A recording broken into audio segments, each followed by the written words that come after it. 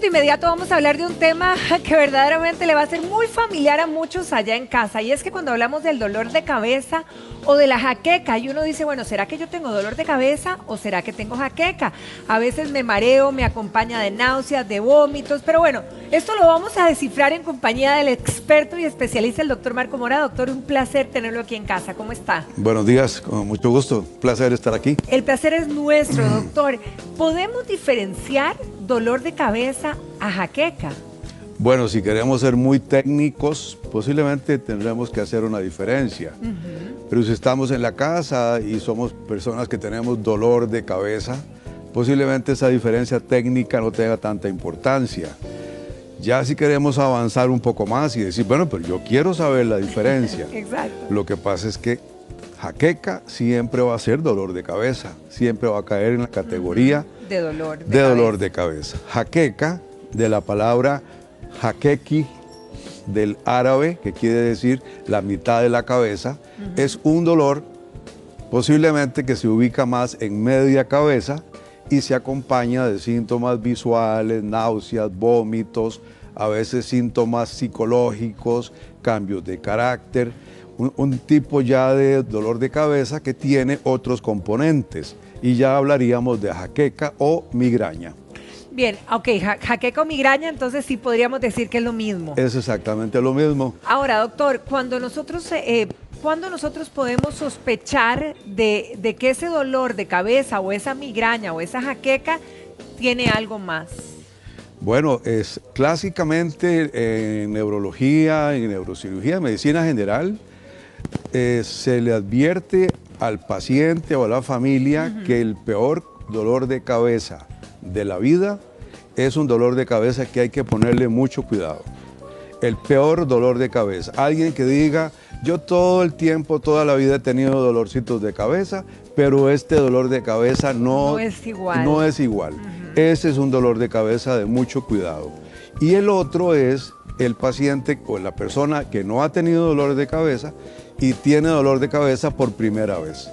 Esos dos ejemplos son clásicos de ponerle atención, de llevar a un médico, llevar a emergencias y tratar de saber qué está pasando. Sí, porque es increíble. Hay gente que verdaderamente nunca le da dolor de cabeza y uno dice, qué privilegio, ¿verdad? Exactamente. Ahora, si hablamos de un tumor en el cerebro, ¿verdad? En la cabeza, ¿esto produce dolor, doctor? Claro que sí, sí produce dolor de cabeza. Posiblemente no al principio, cuando se está formando y es un tumor pequeñito, posiblemente no da dolor de cabeza. Es en el momento que comienza a subir la presión dentro de la cabeza, lo que le decimos presión intracraneal, comienza a subir y comienza el individuo a despertarse en la madrugada con un dolor intenso de cabeza, extraño, me despierta el dolor de cabeza.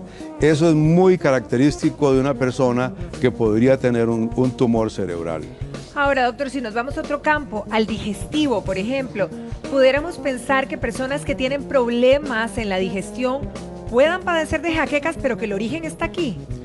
Posiblemente sí, hay muchas formas de alimentos que producen algún tipo de alergia o algún tipo de repercusión o algún tipo de reacción gatillo que desencadena una reacción dentro de la cabeza y se convierte en un dolor de cabeza. Claro que sí, hay muchísimos ejemplos de personas que, especialmente el licor, especialmente la grasa abundante, especialmente las comidas muy copiosas, pueden producir dolor de cabeza, claro que sí.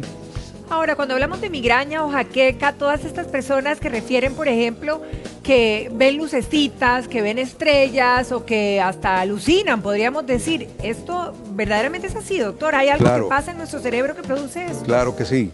El asunto sería que nosotros pudiéramos interpretar o entender las migrañas o las jaquecas como una variante de convulsión, digámosle como una prima hermana de las convulsiones.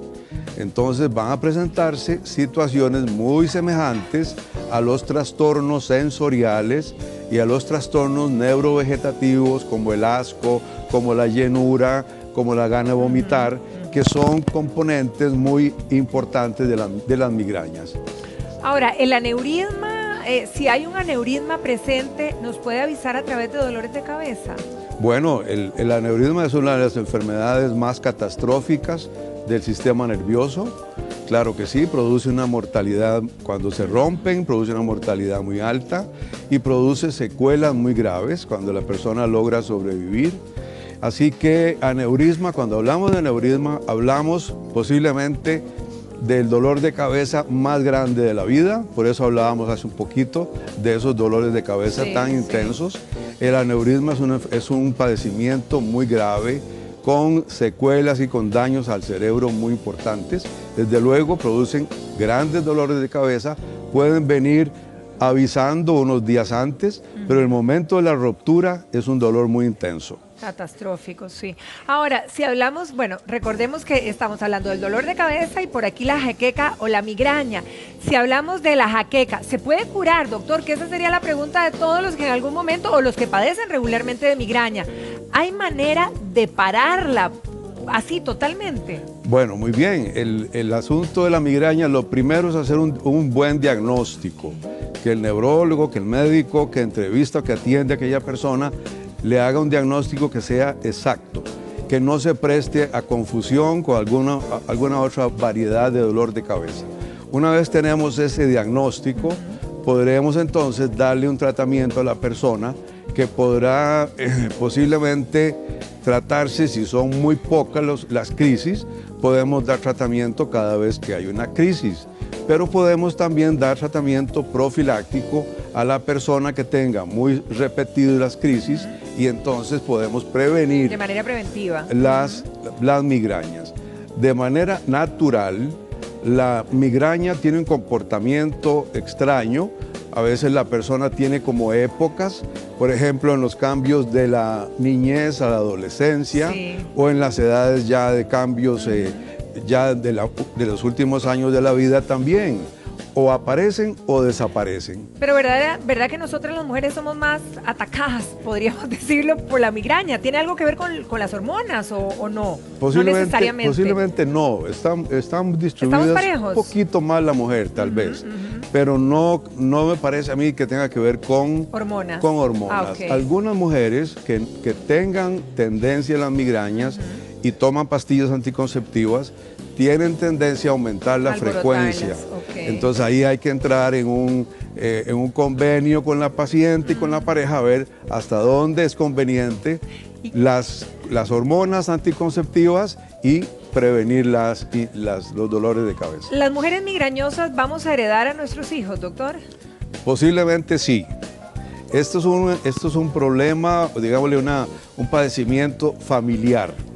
No hablemos de herencia porque ya eso cuesta más, ya eso hay que ubicar un cromosoma o un gene para decir esto se transmite a través de la genética, pero sí podemos hablar que es un padecimiento familiar.